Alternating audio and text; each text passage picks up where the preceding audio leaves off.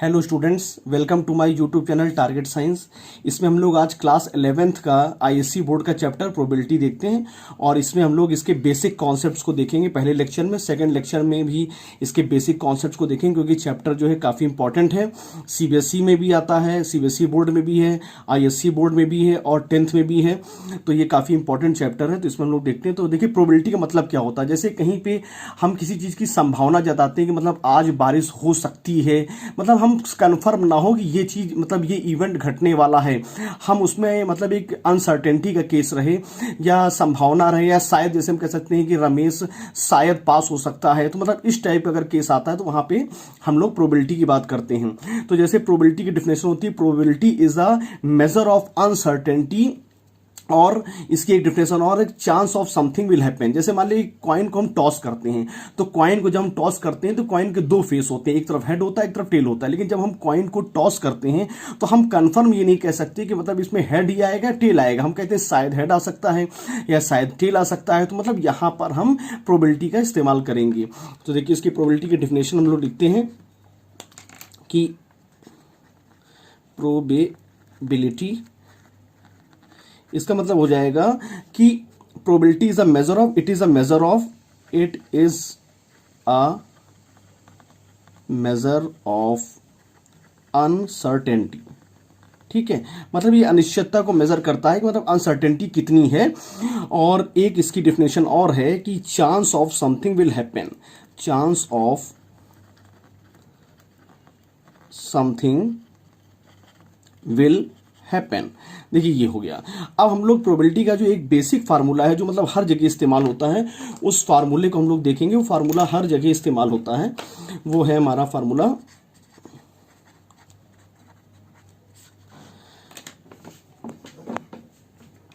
उसको हम लोग लिखेंगे probability is equal to number of favourable outcome, number of favourable outcome upon total number of outcome.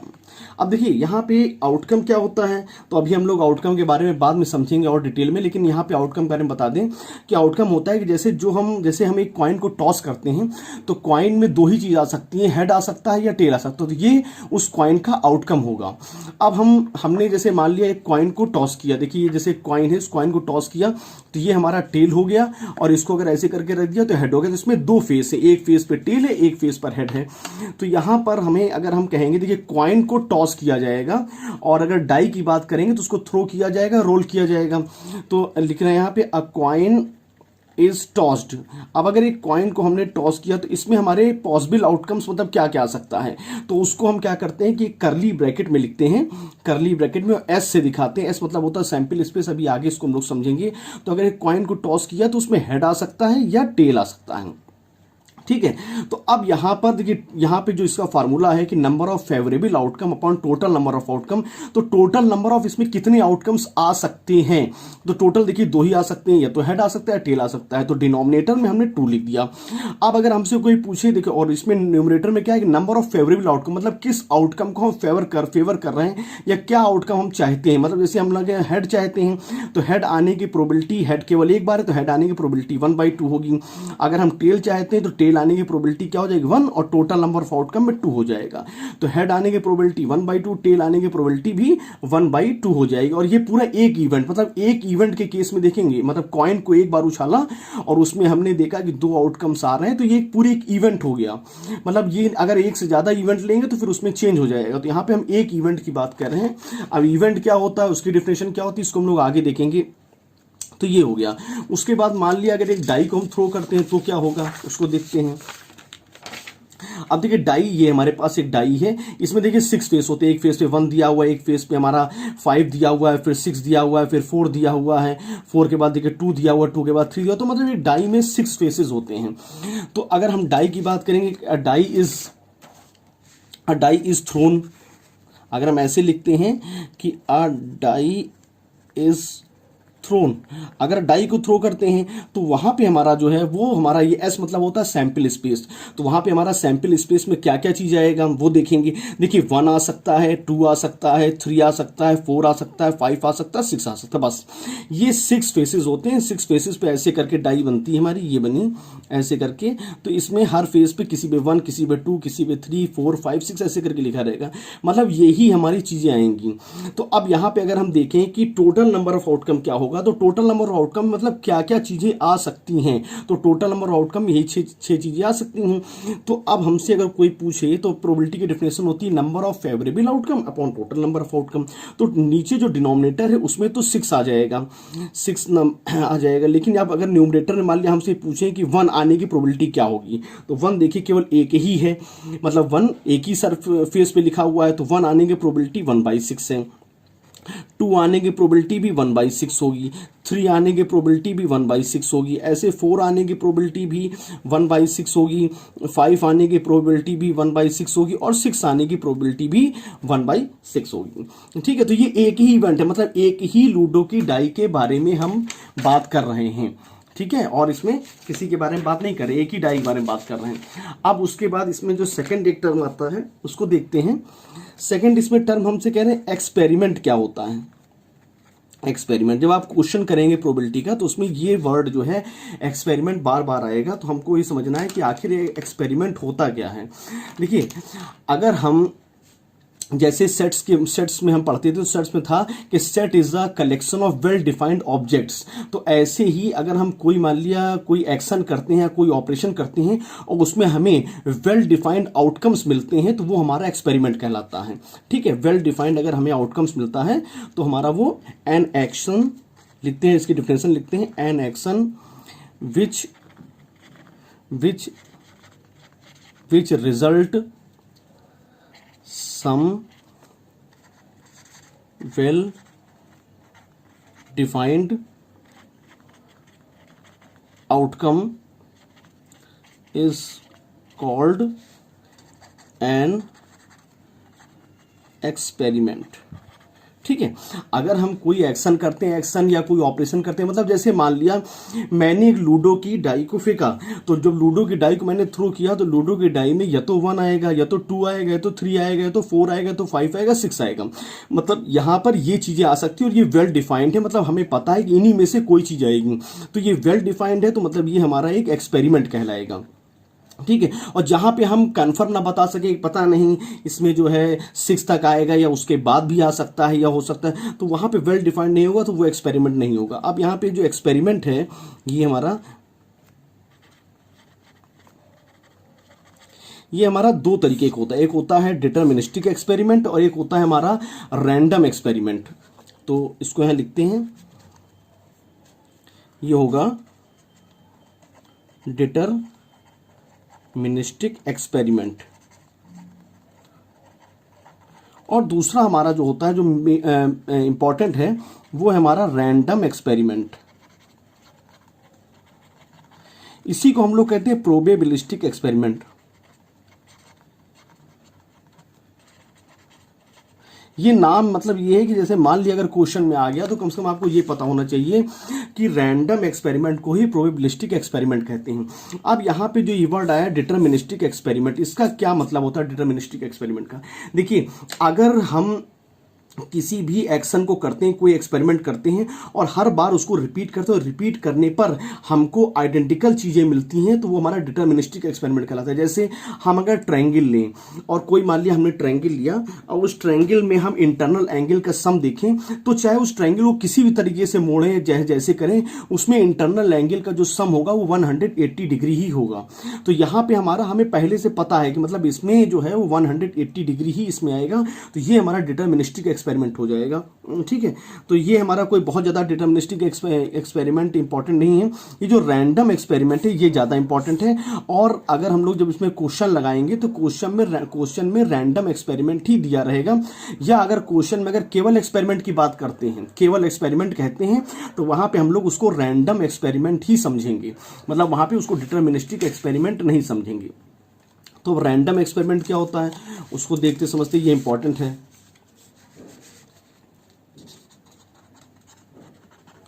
Random experiment. ठीक है, ये रैंडम एक्सपेरिमेंट क्या होगा, देखिए रैंडम एक्सपेरिमेंट के लिए होता है, एंड इसको हम डिफिनेशन इसकी लिखते हैं, an experiment is called random if it results in two or more outcomes and it is not possible to tell or predict the outcome in advance. देखिए अभी जो डिटर्मिनिस्टिक एक्सपेरिमेंट था उसमें हमारा एक ही आउटकम आ रहा था, मतलब ट्रायंगल को जब हमारा बार घुमा रहे थे तो उसमें 180 डिग्री ही आ रहा था ट्रायंगल में, ठीक है, और दूसरा हम पहले से ही प्रेडिक्ट कर दे रहे थे कि उसमें 180 डिग्री आएगा, तो वो हमारा डिटर्मिनिस्टिक एक्सपेरिमेंट था। लेकिन रैंडम एक्सपेरिमेंट में दो केसेस बेहद इंपॉर्टेंट होंगे। एक तो रैंडम एक्सपेरिमेंट में दो या दो से ज्यादा आउटकम आएंगे, ठीक है, रैंडम एक्सपेरिमेंट में कभी भी एक आउटकम नहीं आएगा, दो या दो से ज्यादा आउटकम आएंगे, और दूसरा जो भी आउटकम आएगा उसको हम लोग पहले से प्रेडिक्ट नहीं कर पाएंगे, तो वो हमारा रैंडम एक्सपेरिमेंट बनेगा। जैसे कॉइन को टॉस करते हैं, देखिए कॉइन को जब टॉस करते हैं तो कॉइन में दो आउटकम आते हैं, या तो हेड आ सकता है या टेल आ सकता है, टोटल नंबर ऑफ आउटकम दो होंगी। तो वहां पर यहाँ पे पहली कंडीशन देखिए कॉइन के केस में फुलफिल हो गई कि वहां पर कॉइन के केस में दो आउटकम्स आ रहे हैं। दूसरा, हमें पहले से प्रेडिक्ट नहीं कर पाएंगे कि कॉइन में हेड आएगा या टेल आएगा, ये चीज हम पहले से प्रेडिक्ट नहीं कर सकते, तो वो कॉइन को टॉस करना जो है वो रैंडम एक्सपेरिमेंट बन जाएगा। इसी तरीके से अगर हम एक लूडो की डाई को थ्रो करते हैं तो लूडो की डाई में 6 फेसेस होते हैं, एक फेस पर 1, दूसरे पे 2, तीसरे पे 3, चौथे 4, पांचवे पे 5 और छठे पे 6 लिखा होता है। अब जब लूडो की डाई को थ्रो करते हैं तो लूडो की डाई में 6 आउटकम्स आ सकते हैं। देखिए पहली कंडीशन फुलफिल हो रही है कि 2 से ज्यादा आउटकम्स आ रहे हैं, और दूसरा क्या है कि जब लूडो की डाई को थ्रो करते हैं तो हम ये नहीं बता सकते कि इसमें मतलब अपर सरफेस पर इसमें कौन सी डिजिट आएगी, तो हम उसको प्रेडिक्ट नहीं कर पाते, तो इसलिए लूडो की डाई को थ्रो करना रैंडम एक्सपेरिमेंट होगा। लेकिन मान लीजिए हम एक कोई ऐसा कॉइन लेते हैं जिस कॉइन के दोनों सरफेस पे हेड लिखा हुआ है या दोनों सरफेस पे टेल लिखा हुआ है, और ऐसे कॉइन को अगर हम थ्रो करते हैं, देखिए वहां पर केवल एक ही आउटकम आएगा। भाई अगर दोनों सरफेस पे हेड लिखा हुआ है तो हेड ही आएगा, एक ही आउटकम आएगा, तो देखिए पहली कंडीशन फुलफिल नहीं हो रही है। और दूसरा, जब दोनों फेस पे उसके हेड लिखा हुआ है तो हम बता सकते हैं कि ऐसा है कि यहां पर जो हेड आएगा, तो यहां पे भी हमने पहले से प्रेडिक्ट कर दिया। इसीलिए अगर कॉइन के दोनों तरफ अगर हेड हम लिख देते हैं तो वो हमारा डिटर्मिनिस्टिक एक्सपेरिमेंट बन जाएगा। देखिए वेल डिफाइंड तो होगा, वेल डिफाइंड तो वो होगा क्योंकि उसमें हमें पता है कि मतलब ये चीज ही आएगी, तो हमारा पहले एक्सपेरिमेंट की कंडीशन ये है कि कोई भी ऑपरेशन या कोई भी एक्शन हो जो वेल डिफाइंड होगा वो हमारा एक्सपेरिमेंट कहलाएगा। तो अगर हम कॉइन के दोनों फेस पर हेड या दोनों फेस पर टेल लिख दें तो वहां पे हमारा वो एक एक्सपेरिमेंट होगा, लेकिन वो डिटर्मिनिस्टिक एक्सपेरिमेंट होगा। अगर हम रैंडम एक्सपेरिमेंट चाहते हैं तो रैंडम एक्सपेरिमेंट के लिए हमारा 2 या 2 से ज्यादा आउटकम आना चाहिए, और जो भी आउटकम आए उस आउटकम को हम पहले से प्रेडिक्ट ना कर पाए, मतलब हमें ये ना पता हो कि क्या चीज आने वाली है, तो वो हमारा जो है रैंडम एक्सपेरिमेंट बन जाएगा। तो जब हम क्वेश्चन करेंगे तो क्वेश्चन में अगर हमें रैंडम एक्सपेरिमेंट दिया हुआ है तो रैंडम एक्सपेरिमेंट, लेकिन अगर हमें क्वेश्चन में केवल एक्सपेरिमेंट लिख के दिया हुआ है तो वहां पे उसको रैंडम एक्सपेरिमेंट ही समझेंगे। तो देखिए रैंडम एक्सपेरिमेंट के कुछ एग्जांपल्स देखते हैं, जैसे हो जाएगा टॉसिंग 2 कॉइन साइमल्टेनियसली, ठीक है, ये हमारा एक एग्जाम्पल हो गया रैंडम एक्सपेरिमेंट का। या हो गया थ्रोइंग अ डाई। अब देखिए इसमें एक चीज हम अभी बता देना, उसको बाद में और अच्छे ढंग से एक्सप्लेन करेंगे। अगर हम एक कॉइन को थ्रो करेंगे तो उसमें हेड या टेल आएगा। अब देखिए 2 कॉइन की जब बात आएगी, 2 कॉइन को टॉस करने की बात आएगी, तो क्वेश्चन घुमा के इस तरीके दे सकते हैं कि आपने 2 कॉइन को एक साथ टॉस किया या एक कॉइन को 2 बार टॉस किया, दोनों का मतलब एक ही होगा। मतलब अगर हम 2 कॉइन को एक साथ टॉस कर रहे हैं या एक कॉइन को 2 बार टॉस कर रहे हैं, इसका प्रोबेबिलिटी में एक ही मतलब है, ठीक है। ऐसे ही एक लूडो की डाई को हम 3 बार थ्रो कर रहे हैं या 3 लूडो की डाई को एक साथ थ्रो कर रहे हैं, इसका एक ही मतलब होगा। वहां पर क्वेश्चन इससे डिफरेंट नहीं होंगे, क्वेश्चन मतलब सेम रहेंगे, तो ये हमें करना है। अब उसके बाद हमारा जो आता है, जो अभी हमने प्रोबेबिलिटी की डिफिनेशन लिखी थी कि number of favourable outcomes upon total number of outcomes, तो उसमें हमारा आता है आउटकम होता क्या है, व्हाट इज आउटकम, ये इंपॉर्टेंट है, तो इसको समझते हैं। तो a possible result of a random experiment is called outcome. इसको लिखेंगे a possible result of a random experiment is called outcome. अब देखिए यहां पे रैंडम एक्सपेरिमेंट की बात कर रहे हैं, जैसे ही रैंडम एक्सपेरिमेंट की बात करेंगे तुरंत हमारे दिमाग में जाना चाहिए कि वहां पर दो या दो से ज्यादा आउटकम्स आएंगे और किसी भी आउटकम को हम पहले से प्रिडिक्ट नहीं कर पाएंगे। अब ये हमारा पॉसिबल रिजल्ट होना चाहिए तभी वो आउटकम कहलाएगा। अगर पॉसिबल, तो जैसे एक कॉइन को टॉस करते हैं तो कॉइन में या तो हेड आएगा पूरी तौर पर या तो पूरी तौर पर टेल आएगा, ये हमारा पॉसिबल रिजल्ट है। लेकिन हम ये नहीं कह सकते कि आधा हेड आएगा आधा टेल आएगा या कॉइन ऐसे करके हो जाएगा, मतलब हम इस तरीके की कोई घटना को बता नहीं सकते हैं, तो ये हमारा पॉसिबल नहीं है। तो जो चीज पॉसिबल होती है वही हमारी आउटकम बनती है।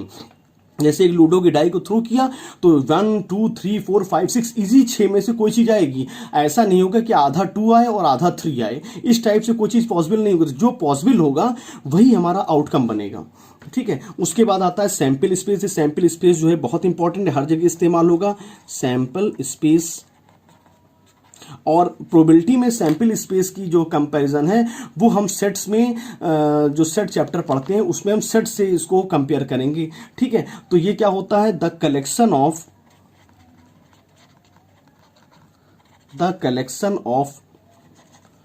All possible outcomes of a random experiment is called sample space। अब देखिए जो भी हमारा पॉसिबल आउटकम आएगा रैंडम एक्सपेरिमेंट को करने पर, उसको जब हम करली ब्रैकेट में लिखेंगे तो वो हमारा एक सैंपल स्पेस बन जाएगा। जैसे लूडो की एक डाई को हमने थ्रो किया तो लूडो की डाई को थ्रो करने पर जो उसमें पॉसिबल आउटकम आएगा वो या तो 1 आएगा या तो 2 आएगा या तो 3 आएगा या तो 4 आएगा या तो 5 आएगा या तो 6 आएगा, और वो भी तब आएगा जब रैंडम एक्सपेरिमेंट होगा, मतलब एक, ठीक है। ये चीज जब लूडो की डाई को थ्रो किया तो ये हमारे पॉसिबल आउटकम्स बन सकते हैं। तो इसको जब हम एक करली ब्रैकेट में बंद कर देंगे तो ये हमारा बंद करने के बाद ये पूरा जो है वो हमारा सैंपल स्पेस बन जाएगा, ये सैंपल स्पेस कहलाएगा। तो यहां पे देखिए लूडो की एक डाई को थ्रो करने पर ये हमारा जो है वो सैंपल स्पेस बन रहा है। तो यहां पे हम इसको लिख सकते हैं कि sample space is equal to all possible outcomes, ये हो गया, ठीक है। अब इसको आगे देखते हैं। अब देखिए जो सैंपल स्पेस होता है, सैंपल स्पेस जैसे हमने यहाँ पे लूडो की डाई को थ्रो किया तो उसका सैंपल स्पेस हमारा आया 1 आया, 2 आया, 3 आया, 4 आया, 5 आया, 6 आया। तो जैसे सेट्स हम लिखते थे तो सेट्स को भी हम करली ब्रैकेट में लिखते थे और यहाँ पे कैपिटल लेटर रहता था, वैसे यहाँ पे एस की बात करेंगे। अब सेट्स में जो ये अंदर कॉमा करके लिखे होते थे ये उसके एलिमेंट्स कहलाते थे या मेंबर कहलाते थे या टर्म्स कहलाते थे। लेकिन ये सैंपल स्पेस है, इसको कहेंगे सैंपल स्पेस। और सैंपल स्पेस के अंदर जो लिखा होता है, ये जो टर्म लिखा है जैसे 1 लिखा है या 2 लिखा हुआ है, इसको हम लोग कहेंगे सैंपल पॉइंट, ठीक है। तो सैंपल स्पेस के अंदर जो चीजें लिखी होती हैं उनको हम लोग सैंपल पॉइंट कहते हैं, ठीक है। तो ये हो गया। अब यहां पे हमारा एक वर्ड आता है हमारा कि इवेंट्स क्या होते हैं, बेहद इंपॉर्टेंट है, काफी ज्यादा मतलब इसमें क्वेश्चन पूछे जाते हैं। इवेंट्स क्या होते हैं, तो पहले इवेंट्स के बारे में आप इतना जान लीजिए। जैसे सेट्स होते हैं, जैसे सेट होता है तो सेट के अंदर जैसे मान लिया हमारे सामने अगर कोई सेट दिया हुआ ए दिया हुआ है और इस सेट के दो हमारे मेंबर एलिमेंट्स दिए हुए हैं 1 और 2, तो इस सेट के कितने सबसेट्स बन सकते हैं, इस सेट के सबसेट बन सकते हैं 2 की पावर n, जहां पे n जो होता है वो नंबर ऑफ इसके एलिमेंट्स होते हैं। तो यहाँ पे 2 की पावर 2 मतलब 4 इसके सबसेट्स बनेंगे। और कौन कौन से सबसेट्स बनेंगे, वो एक सबसेट बनेगा 1, दूसरा बनेगा 2, उसके बाद बनेगा 1,2 और चौथा हमारा बन जाएगा 5। तो देखिए जैसे वहां पर हम सेट में बात करते हैं, यहाँ पे सैंपल की बात करते हैं। वहां पे सेट्स के एलिमेंट्स होते हैं, यहाँ पे सैंपल पॉइंट्स होते हैं, वहां पे सबसेट्स होते हैं, तो यहाँ पे इवेंट्स होते हैं। तो जैसे हम सेट में सबसेट की बात करते हैं वैसे यहाँ पे हम इवेंट्स की बात करते हैं। तो सेट और सबसेट और इवेंट में कोई फर्क नहीं है, ठीक है। इसको ऐसे करके देखते हैं तो आप इवेंट की डिफिनेशन क्या होगी उसको लिखते हैं, a subset of the sample space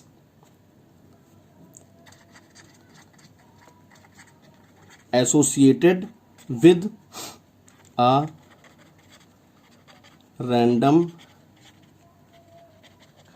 experiment is called event। ठीक है, ये हो गया। अगर मान लिया हम यहां पे एग्जाम्पल लिखते हैं कि एग्जाम्पल टॉसिंग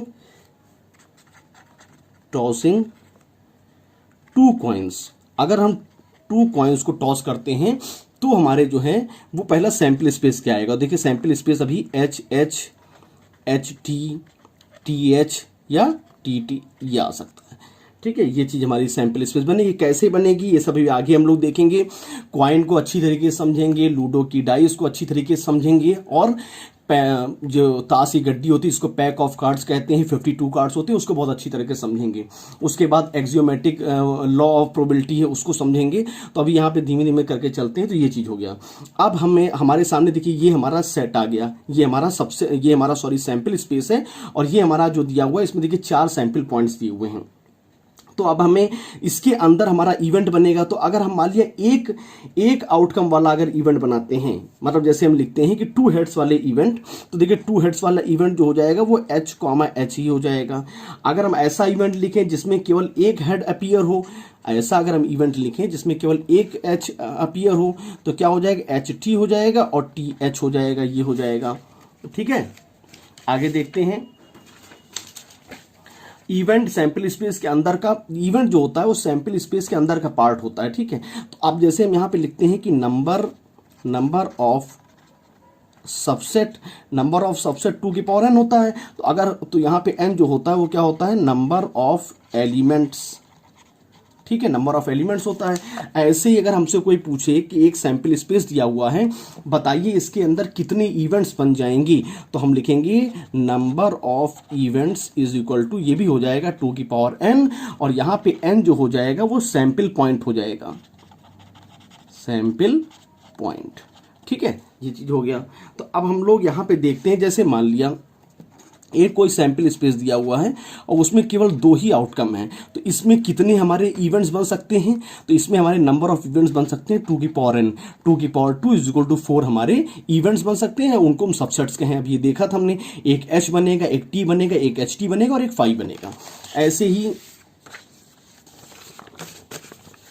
ही मान लिया हमारे सामने एक ये सैंपल स्पेस दिया हुआ है और उसमें हमारा 1 है, 2 है, 3 है, 4 है, 5 है, 6 है, ये हमारे जो है वो पॉसिबल आउटकम्स हो गए, ठीक है। इनको हम सैंपल पॉइंट्स कहेंगे। तो यहाँ पे हमारे कितने जो है सबसेट्स बनेंगे, नंबर ऑफ इवेंट्स कितने बनेंगे, देखिए नंबर ऑफ इवेंट्स कितने बनेंगे, तो 2 की पावर n, n हमारा क्या है, n हमारे नंबर ऑफ सैंपल पॉइंट्स है, तो 2 की पावर 6, तो यहाँ पे 2 की पावर 6 बन जाएगा। आप खुद देखिए, एक बार 1 बनेगा, 2 बनेगा, 3 बनेगा, 4 बनेगा, 5 बनेगा, 6 बनेगा, फिर 1 2 बनेगा, 1 3 बनेगा, 1 4 1 5 1 6, फिर 2 3 2 4 2 5 2 6, फिर 3 4 3 5, फिर 1 2 3, ऐसे करके 2 की पावर 6 के केस में मतलब काफी ज्यादा बन जाएंगी।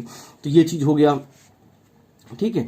अब आता है अकरेंस ऑफ एन इवेंट। ये क्या होता है, अकरेंस ऑफ एन इवेंट,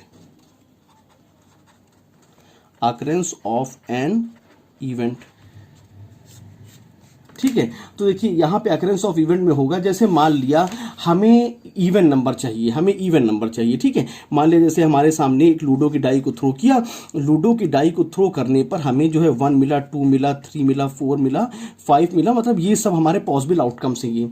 अब हमें जो है ऐसा इवेंट लिखना है, इवेंट मतलब गेटिंग अ, ये हमें इवेंट लिखना, getting a even number, getting a even number, ये हमें चाहिए, गेटिंग एन इवन नंबर, ठीक है। लेकिन इवन नंबर में हमारा क्या आता है, 2 आता है, 4 आता है, 6 आता है। लेकिन मान लीजिए हमको 2 4 6 ना मिलके हमको 1 3 5 मिल गया, तो जब हमको जो चीज़ हमें चाहिए अगर वही चीज़ मिल गई तो हम कहेंगे इवेंट अकर कर गया, और अगर हमें जो चीज़ चाहिए वो ना मिली तो हम कहेंगे इवेंट ने अकर नहीं किया, इवेंट हैज़ नॉट अकर्ड, ठीक है। तो इसमें कोई बहुत ज़्यादा नहीं है ये चीज़, मतलब मेन क्या है कि इवेंट कितने बनेंगे, पॉसिबल आउटकम्स क्या होंगे, सैंपल स्पेस क्या होंगे। अब हम लोग देखते हैं इसमें जो मेन है कि टाइप्स ऑफ इवेंट्स क्या होंगे, तो ये बहुत ज़्यादा इंपॉर्टेंट, टाइप्स ऑफ इवेंट्स। तो देखते हैं टाइप्स ऑफ इवेंट्स, ये काफ़ी इंपॉर्टेंट टाइप्स ऑफ इवेंट्स, ये आपको एक्सरसाइज इसके एक्सरसाइज में आपको क्वेश्चंस में मिलेंगी। तो हमारा पहला हमारा आता है सिंपल इवेंट, सिंपल इवेंट। इसका एक और नाम है एलिमेंट्री इवेंट,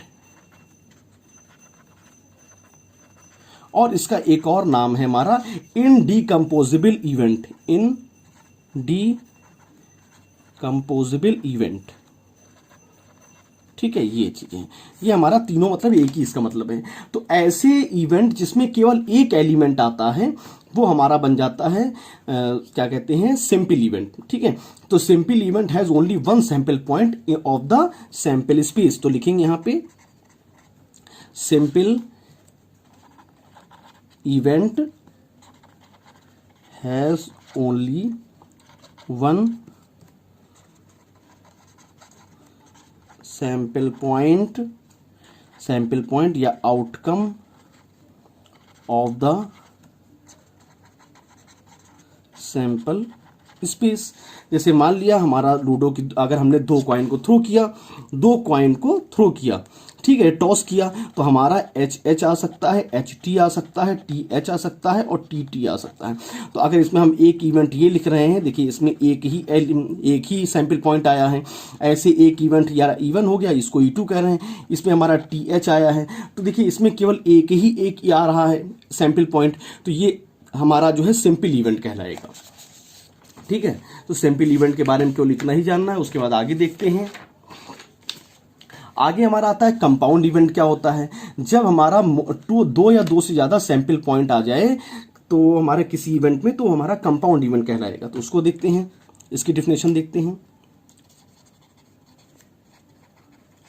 कंपाउंड इवेंट, ठीक है। अब यहां पे होगा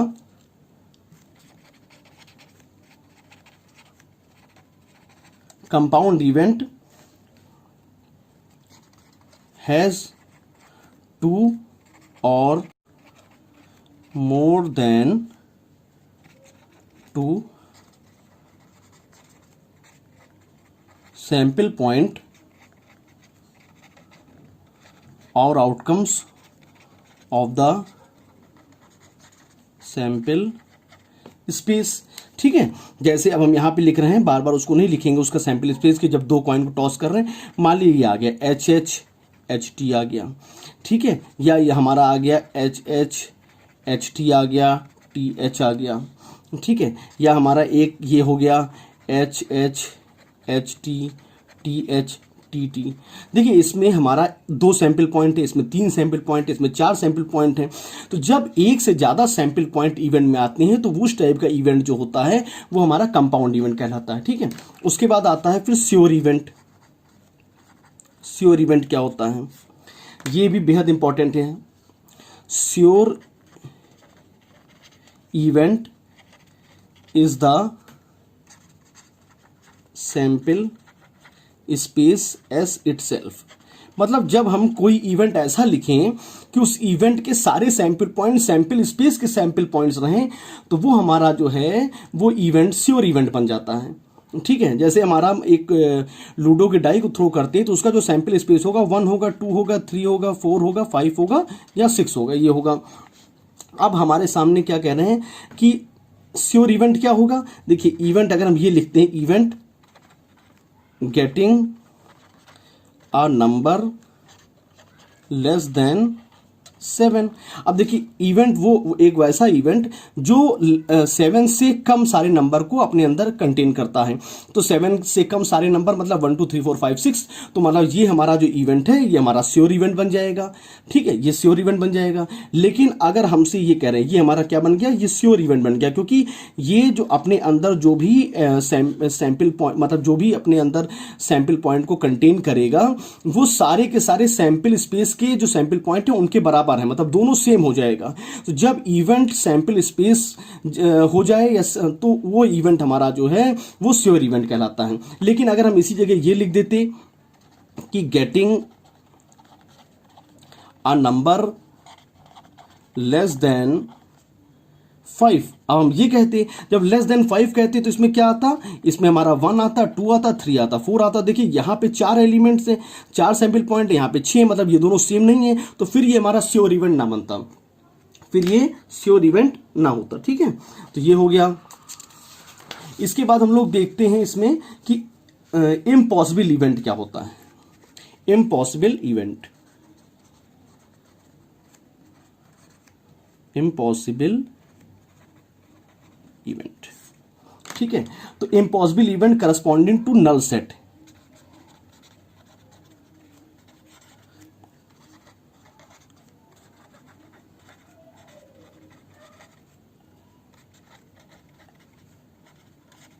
मतलब 5 से, जैसे हम कहें कि कोई लूडो की डाई को थ्रो किया, उसमें सैंपल स्पेस हमारा 1 आएगा, 2 आएगा, 3 आएगा, 4 आएगा, 5 आएगा, 6 आएगा। लेकिन हम कोई ऐसा इवेंट लिख दें कि getting a number more than 6, मतलब यहां पे इवेंट के अंदर ऐसा नंबर आना चाहिए जो 6 से ज्यादा हो। तो देखिए यहां पे 6 तक ही नंबर है, उससे ज्यादा हो नहीं सकता। तो जाहिर बात है ये इवेंट जो है ये पॉसिबल होगा ही नहीं, और जब इवेंट पॉसिबल नहीं होगा तो इसको हम कहेंगे इम्पॉसिबल इवेंट। उसके बाद हमारा आता है कॉम्प्लीमेंट्री इवेंट। कॉम्प्लीमेंट्री इवेंट, देखिए कॉम्प्लीमेंट्री इवेंट को हम लोग कैसे डिनोट करेंगे, पहले देखिए।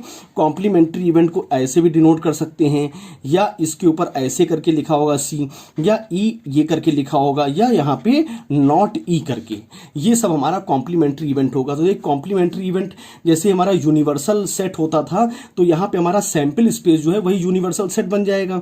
अब मान लिया हमारा लूडो की डाई को थ्रो किया तो उसका सैंपल स्पेस हमारा 1 हो जाएगा, 2 3 4 5 6, ये हमारा उसका सैंपल स्पेस हो गया, ये हमारे पॉसिबल आउटकम्स हो गए।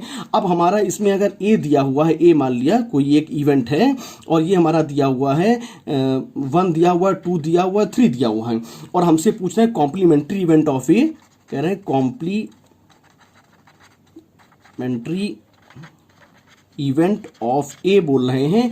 तो इसको हम लोग कॉम्प्लीमेंट्री इवेंट को, जैसे मान लिया ए डैश से नोट, अभी यहां दिखा है, यहाँ पे कॉम्प्लीमेंट्री इवेंट मतलब ए का कॉम्प्लीमेंट्री इवेंट क्या होगा, तो ये हमारा हो जाएगा जो यूनिवर्सल है सेट, मतलब जो इसी में से ले रहे हैं एस माइनस ए, ठीक है, एस माइनस ए हो जाएगा। तो देखिए एस माइनस ए मतलब इसका मतलब होगा कि एस में से ए वाले सारे एलिमेंट्स को बाहर कर देंगे। देखिए 1 2 3, यहाँ 4, यहाँ 5, ये 6 हो गया, और माइनस ये 1 2 3, तो 1 2 3 को हटा देंगे तो इसमें क्या आ जाएगा, 4 आ जाएगा, 5 आ जाएगा, 6 आ जाएगा, ये हमारा कॉम्प्लीमेंट्री ए हो जाएगा। ठीक है, ये चीज हो गई।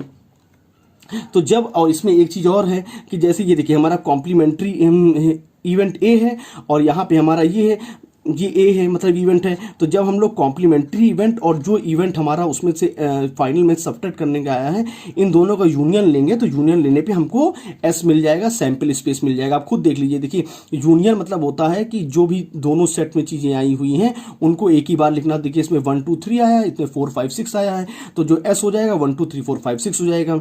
या इसको ऐसे भी लिख सकते हैं, जैसे ए है हमारा यहाँ पे, और इंटरसेक्शन ए डैश, तो अब इसमें कॉमन लिखेंगे, तो देखिए कॉमन इसमें कुछ आएगा नहीं, तो 5 हो जाएगा। तो यहाँ पे हमारा ए देखिए क्या है, 1 2 3 है, और ए कॉम्प्लीमेंट ए क्या है, 4 5 6 है। तो इन दोनों का जब इंटरसेक्शन लेंगे तो इंटरसेक्शन में हमारा जो कॉमन चीज होती है वो आती है, और यहाँ पे कुछ भी कॉमन नहीं है, तो इंटरसेक्शन में हमारा 5 आएगा।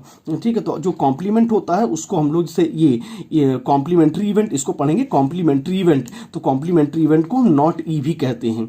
तो कहीं पे जैसे अगर हमको दिया हुआ है नॉट ई दिया हुआ इसको निकालना है, तो नॉट ई मतलब हो जाएगा जो हमारा सैंपल स्पेस होगा उस सैंपल स्पेस में से ई को सबट्रैक्ट कर देंगे तो यहाँ पे हमको ये मिल जाएगा, या इसको हम इसी कह सकते हैं नॉट ई मतलब ई ना हो। तो ये चीज़ हमारा इंपॉर्टेंट, तो यहाँ पे ये इसका पहला लेक्चर है और इसमें अभी पूरी तौर पे मतलब इसका कॉन्सेप्ट कंप्लीट नहीं हुआ। इसके सेकंड लेक्चर में आगे हम लोग इसके कॉन्सेप्ट देखेंगे कि इक्वली लाइकली आउटकम्स क्या होते हैं, और इवेंट अगर ए और बी है, ए एंड बी है, और उसके बाद एक्जिमेटिक लॉ क्या होते हैं, लूडो के डाई को थ्रो करेंगे, अगर 2 बार थ्रो करेंगे तो आउटकम क्या आएगा, ट्री मेथड क्या होता है। तो मतलब इसमें अभी एक लेक्चर और आएगा, तब उसके बाद हम लोग इसको ये पूरा इसका बेसिक कॉन्सेप्ट कंप्लीट होगा। तो वीडियो आपको कैसा लगा आप कमेंट करके बताएं। Thank you.